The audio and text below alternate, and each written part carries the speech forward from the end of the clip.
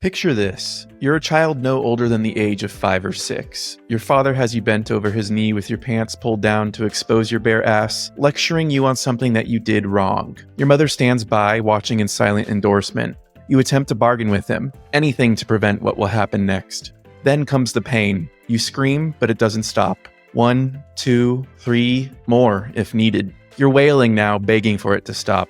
Sometimes the hand, sometimes the belt, but it all feels the same in the end. Your initial fright at all of this recoils into something much more solemn as you disassociate from the entire experience and the many that come after in order to protect your mind. How would you feel in this situation? But better yet, how would you resolve this? In today's self-help podcast episode, I detail the traumatic events throughout my life that all started during my formative years before the age of 7 and extending well into my late 20s. I then talk about how this story opened up a larger journey into mind shifts and the impact that this had on my life. Lastly, I reflect on why this story is a valuable lesson on overcoming trauma and how large of a role it can play in our lives. Welcome to Surviving Humanity, a self-help podcast, where we shift your perspective to help you overcome the obstacles in your life. We are Wesley Jackson and Andrew Gilley, and we hope to foster a sense of connection and community over our common struggles while providing you with the tools to overcome them. As always, our Facebook, subreddit, and Twitter are the best places to go for community, connection, and support.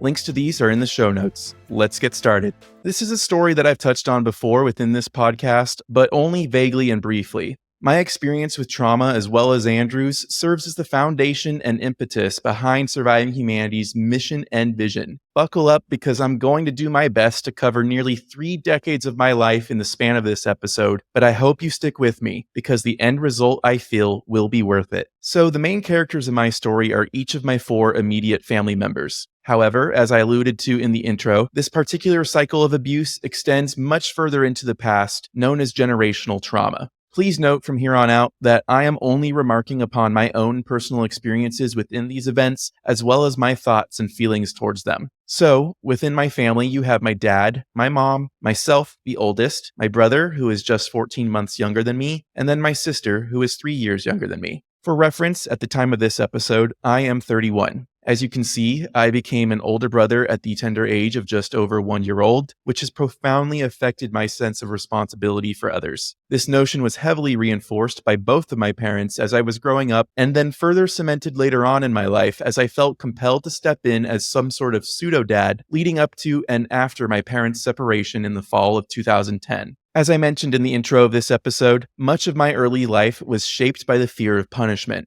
whether it be physical, mental, or emotional, at the hands of my father. In response to this fear, I did my best to identify the rules, both spoken and unspoken, in order to avoid conflict at all costs. This meant sensing and piecing together the patterns of behavior in both of my parents so that I could be more aware of their moods, and thus better able to modulate my own behavior accordingly so as to trigger them as little as possible. Unfortunately, I, like anybody else, let alone a child, am not perfect, and thus I was unable to entirely avoid this punishment. What I failed to realize back then was that I would be continually punished not so much for what I do, but for who I am. What this all amounted to was an inability to express myself out of an intense fear of rejection, and it manifested in the form of crippling shyness, starting as early as 3 years old and continuing into my early 20s. While I eventually managed to effectively start evading the physical punishment by shutting up and doing well in school, the verbal abuse was as unavoidable as it was unrelenting.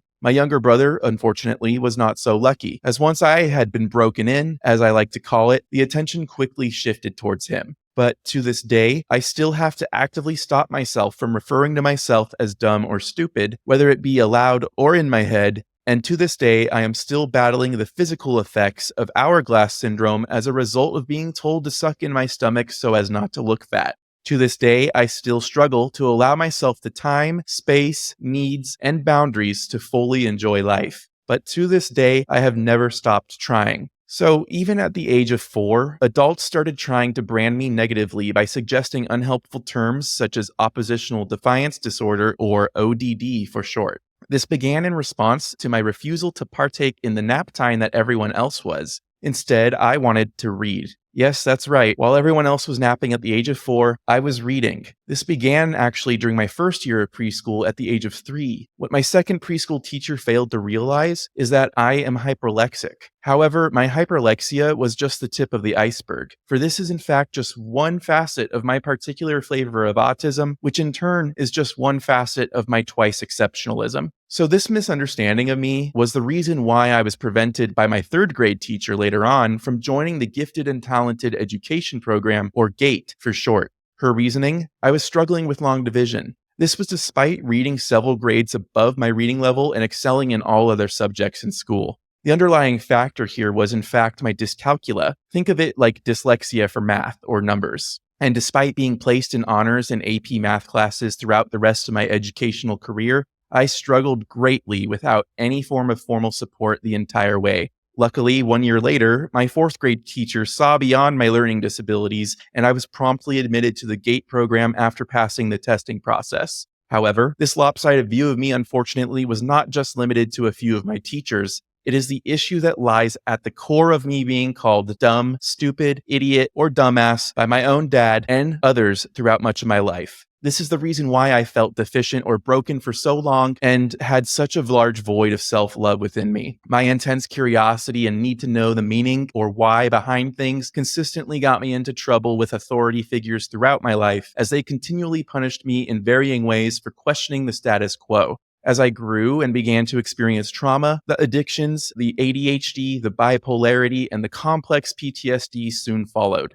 I use all these terms now not because I subscribe to the typical American implications of them, nor do I subscribe to the American idea of a diagnosis in general, but I do this in an attempt to help most of you who are listening better understand the ramifications of trauma, the importance of the first 7 years of our lives, and perhaps even offer a glimpse into some of the inner workings of a trauma survivor's mind. Make no mistake, the way in which we treat each other is responsible for all of the world's ills, and at the heart of this issue lies the way in which we view our own children, as well as our inability to sit with negative emotions. This is the source of so much conflict worldwide, and it is the source of the conflict in my story as well.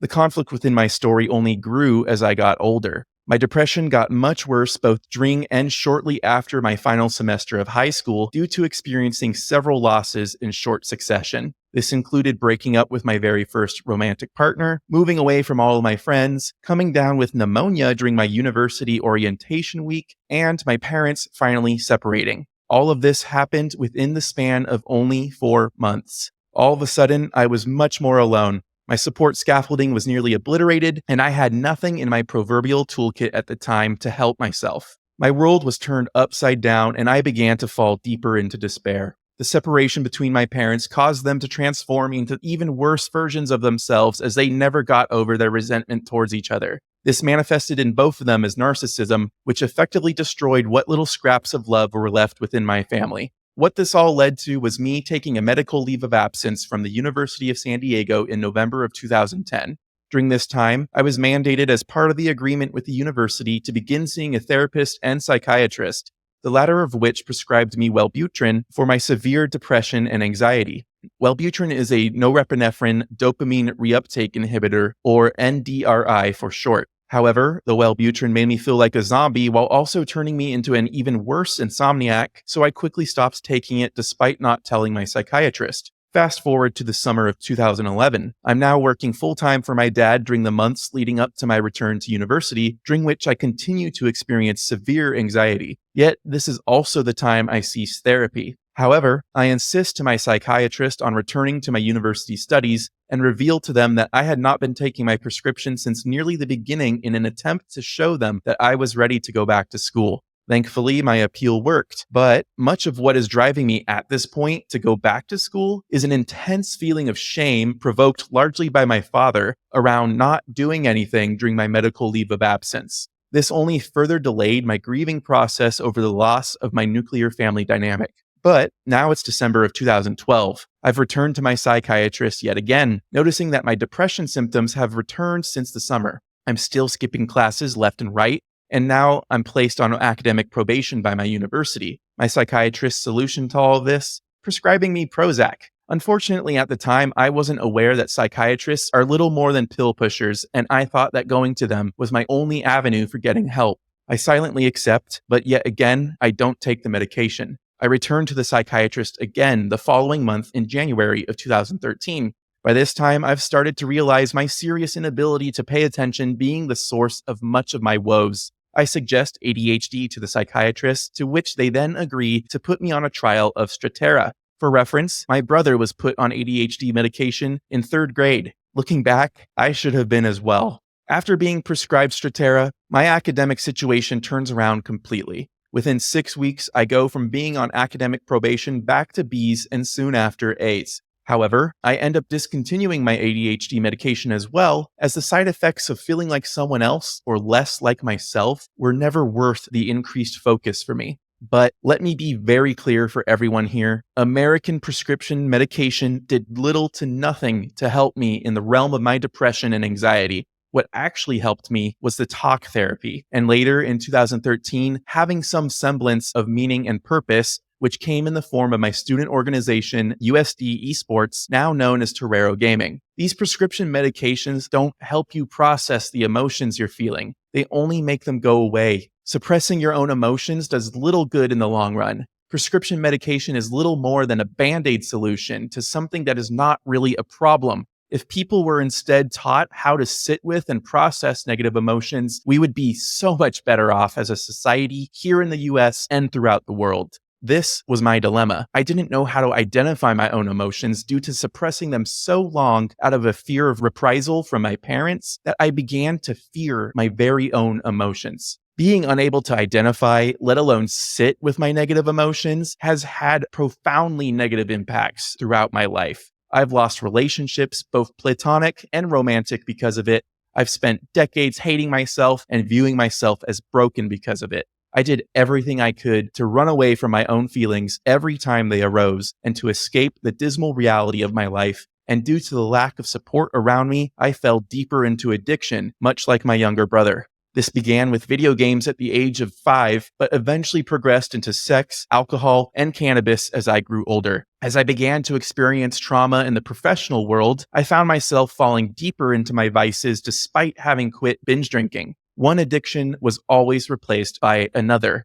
But after my bicycle crash in December of 2020, and due to my refusal to take prescription painkillers, I went off the deep end with my cannabis use. As I was struggling with my chronic pain and being led on a wild goose chase from doctor to doctor, both in Vietnam, then later back home in California, I was also beginning to further process the trauma throughout my life. I did this first on my own for over a year, then later with the help of my therapist in the summer of 2021. When I started to piece together the traumatic timeline of my life and identify my addictive behavior patterns, I once again was overcome with anguish, guilt, and despair. I grieved all over again over the loss of any semblance of love within my family and lamented my professional losses too. On top of that, I was shouldering a lot of shame. I was ashamed of my lack of presence when I was high. I was ashamed of the things I do that were against my values when I was drunk, and I was ashamed with where I was at in my life. I wanted to move on, but was struggling with how to do so. What this all felt like was a massive weight upon my mind, shoulders, and chest.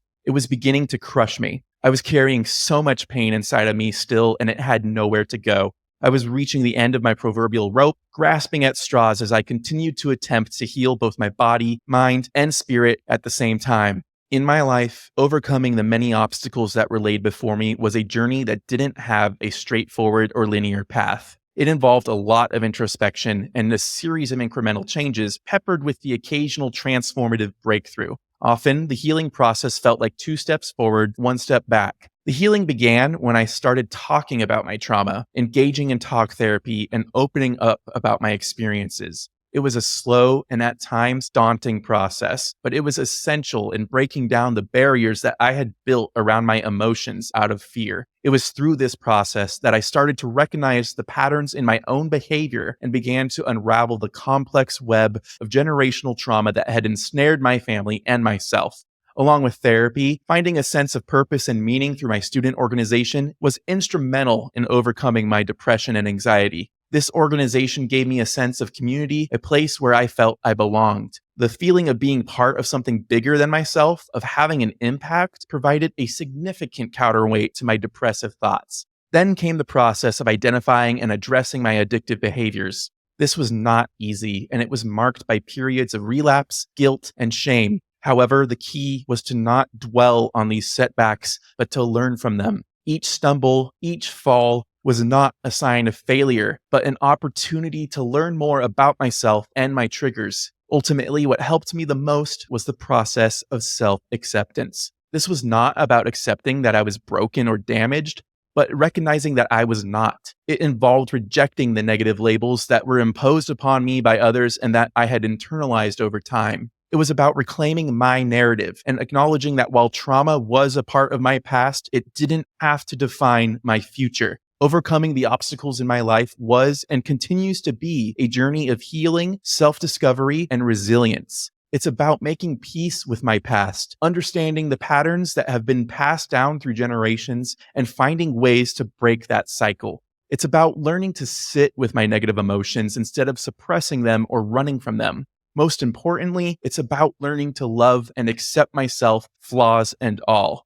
The consequences of my life's events have been far-reaching and have shaped the man I am today. Trauma, the core of it all, has molded my character and defined my struggles. I found myself repeatedly drawn into the clutches of addiction, each an attempt to numb myself from the crushing weight of my reality, providing a fleeting refuge from the torment of my existence. The relationships in my life, too, were profoundly affected. Like I said, I lost friendships, romantic relationships, and connections that meant the world to me at the time because of my inability to sit with my own emotions, which is an unfortunate consequence of the years of emotional suppression that I endured. The overwhelming fear of reprisal from my parents that began in my childhood persisted into my adult life. It shaped my relationships, creating an invisible barrier that made genuine emotional connection challenging, if not impossible. Academically, my journey was fraught with hurdles. My difficulties with long division due to dyscalculia, my struggle with attention, the delayed diagnosis of ADHD, all of these combined to make my educational path so much more treacherous. Yet it was in overcoming these challenges that I discovered resilience, the strength within me that has propelled me forward in spite of the adversities I have faced. However, it wasn't all doom and gloom. Through my journey, I also discovered a sense of purpose and meaning that served as a beacon of light in my darkest hours. When I created USD Esports, or Torero Gaming, I found a constructive outlet for my energy. This organization gave me a chance to channel my drive into something positive, into a community that I cared about. The most significant consequence of my life's experiences has been the formation of who I am, a survivor, an advocate for mental health, and a fighter against adversity. I am a man shaped by his past, but not defined by it. My mission, my purpose now lies in sharing my experiences, in highlighting the importance of understanding trauma, and in helping others to navigate their own difficult journeys. The most profound lessons I've learned from my personal journey of trauma and survival are encapsulated in 3 concepts: resilience, self-understanding, and acceptance. Firstly, we have resilience. My journey has taught me that while it can be crippling, trauma can also provide a unique perspective that breeds resilience. Life is a series of adversities, some more profound than others, and it's not about avoiding them, but about how you bounce back. I learned that every challenge, every struggle that I went through was an opportunity to grow stronger. But it wasn't easy. It required me confronting the darkest parts of my past and myself, and acknowledging the impact of my family's generational trauma while trying to understand how my parents' separation affected my young adult years. Secondly, we have self-understanding. Navigating through trauma forced me to look inward, to truly understand myself beyond surface-level attributes. As I said, I was branded with labels like oppositional defiance disorder at a very young age. It would have been easy to let those labels define me, but they were only part of my story. I've realized that acknowledging my unique traits, my hyperlexia, my dyscalculia, etc., has allowed me to turn perceived weaknesses into strengths. It was through this deeper self-understanding that I began to process my experiences and understand my behavior. And lastly, we have acceptance. One of the most painful realizations was accepting that I had been suppressing my emotions to avoid conflict. It was this suppression that led me to addictive behaviors as coping mechanisms. Overcoming these addictions, overcoming the constant sense of shame I harbored about my struggles, was a process of acceptance of my emotions, of my past, and of the fact that it's okay to not be okay. These lessons have shaped me into who I am today. They've driven me to commit to helping others navigate through their trauma, understand their feelings, and find their own resilience. I hope that my life story up until now serves as a testament to the fact that it is possible to take back control, to find a sense of purpose amidst chaos, and to ultimately transform trauma into a catalyst for growth. Thank you for listening. Tune in next Tuesday where I'll be talking with Andrew about how this story of mine is really just one part of a much bigger conversation on mind shifts. If you want to help support us, please join our exclusive monthly book club on Patreon, share the podcast with others, and don't forget to follow, rate, and review us on your favorite podcast platform. And hey, before you go, do you feel like you can benefit from a boost to your morale? Then why not give our 7-day self-confidence challenge a go? For only $7, you'll get exclusive access to content that will help you determine your core values and strengths, reframe negative thought patterns, and break old habits to build new ones, all while setting realistic personal development goals. Links to our Patreon and the challenge can be found in the show notes. See you next week.